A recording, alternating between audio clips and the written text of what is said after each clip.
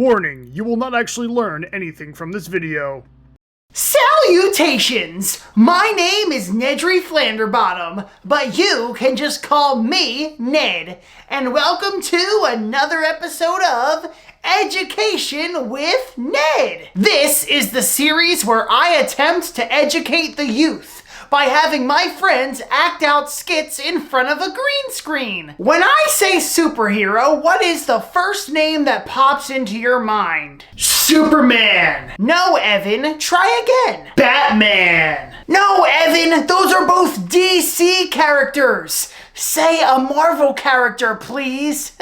Wonder Woman? Okay. Maybe some people do think about those iconic superheroes, but other people might think about heroes like Spider-Man, the Hulk, Captain America. The Flash? Again, that is DC, but thank you, Evan. Look, the point is, today we're going to be discussing the fascinating history of Marvel Comics. A name synonymous with many iconic characters, many fascinating movies, and of course an expansive universe that seems to never stop expanding. Yes! Let me guess. You're gonna have me play Spider-Man and Richard is gonna be the Green Goblin. I don't want to be here. No, Evan, you will actually be playing Martin Goodman, and Richard will be playing Stan Lee. Huh? Who are they? You're about to find out the origin story. Marvel Comics' origins dates back to 1939, when it was originally founded as Timely Publications by a man named Martin Goodman. I said by a man named Martin Goodman. Huh? Oh, that's me. Oh boy, I love drawing things. I'm such a good artist. Maybe I should open up my own comic book company, and I'll call it Marvel Comics. No, Evan. Clearly you didn't read the script that I sent you. It wasn't called Marvel Comics at the time. Instead, it was called Timely Publications. Oh, that's a dumb name. Well, it eventually changed to Marvel Comics. Just let me finish the story, please. The early years of the company saw the release of Marvel Comics issue number 1 in October of 1939. So it was called Marvel Comics. I knew it. No, it wasn't. If you read the scripts that I sent you, you would know that it was originally called Timely Publications. Its most popular comic series was the Marvel Comics. Oh, well, why didn't you just say that? That's what I'm trying to say! The first issue of Marvel Comics featured the debut of the Human Torch and his rival, Namor the Submariner. Oh, I know who those guys are! The Human Torch is the fire guy from the Fantastic Four, and Namor is the water guy from Black Panther 2.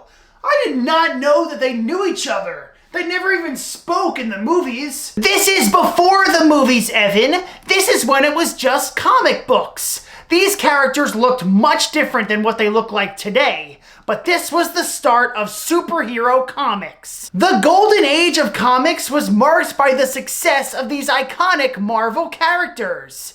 But during World War II was when superhero comics really started to flourish. I don't want to be in a war! No one does, Evan. That's why people would read comic books, to escape from the real world, even if it was for a short period of time. Well, they can't do too much escaping. There's only so many stories you can tell with the Human Torch and Namor. Where are the cool characters, like Iron Man and the Hulk? We're getting to them, Evan.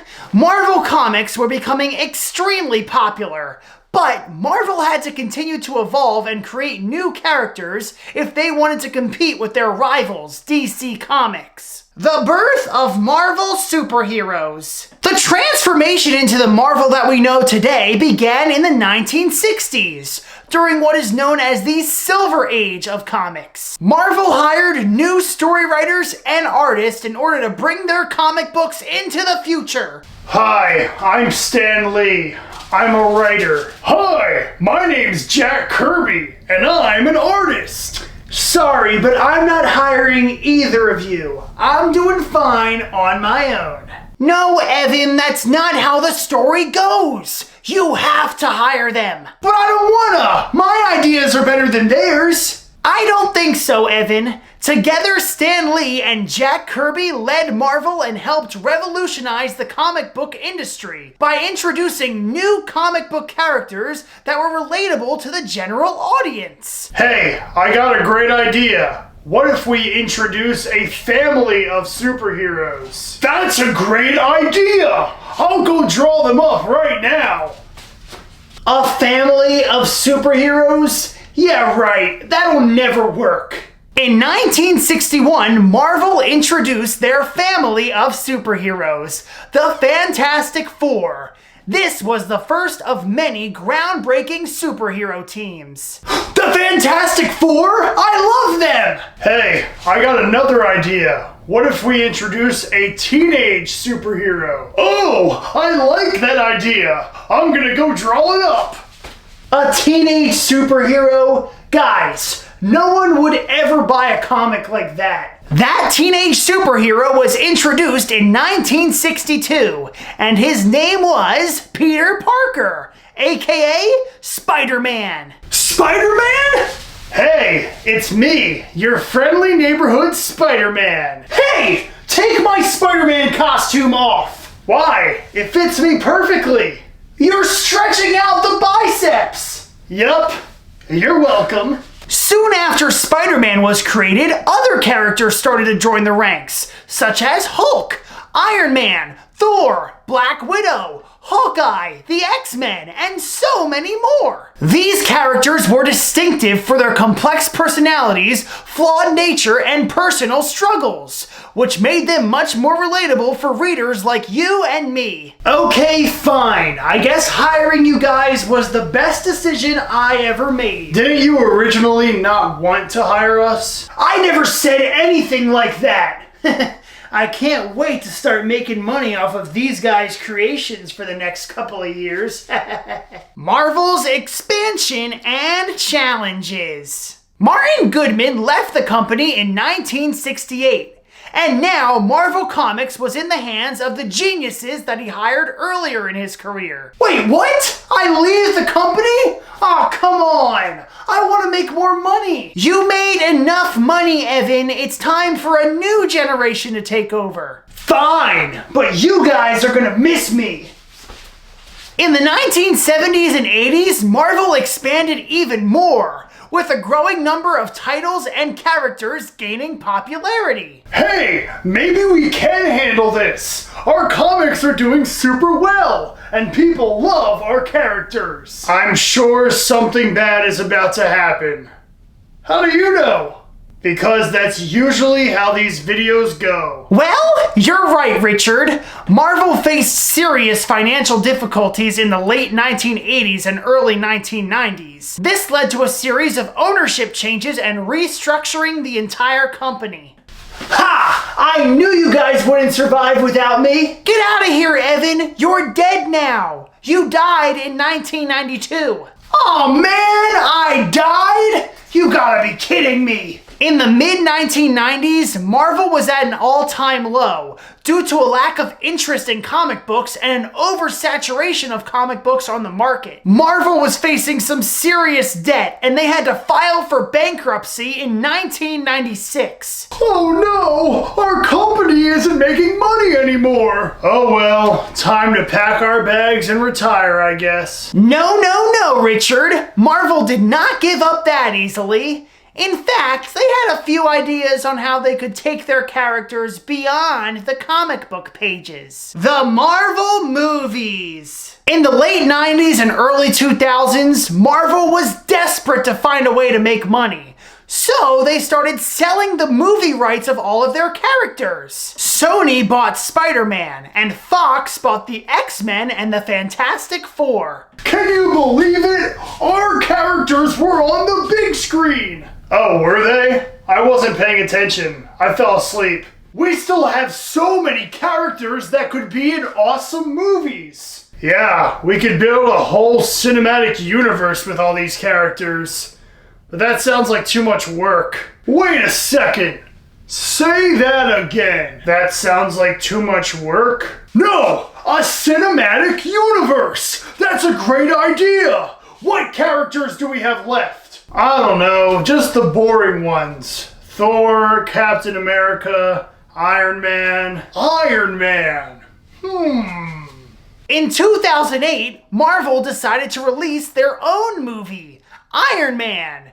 This was the first film in what would eventually become the Marvel Cinematic Universe, or the MCU for short. The MCU was guided by a comic book geek named Kevin Feige, and he was determined to earn the company millions, or maybe even billions.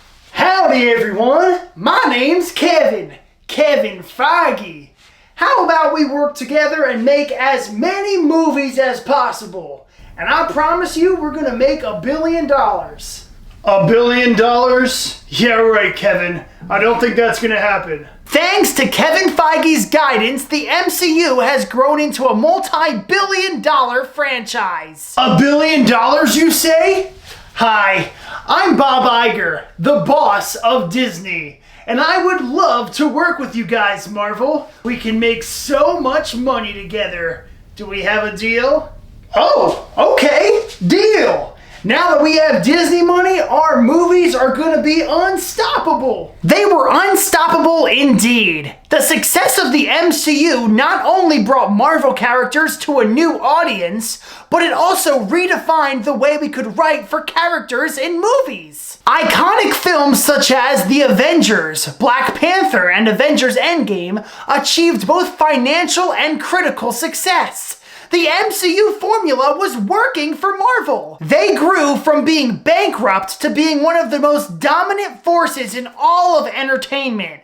That's a pretty big accomplishment if you ask me. This is a dream come true to see all of our characters be appreciated by this new generation. Yeah, it's cool or whatever. How come you didn't talk about Batman at all, Ned? I've been standing over there in my Batman costume this entire time. Batman isn't a part of Marvel Comics. He's from DC.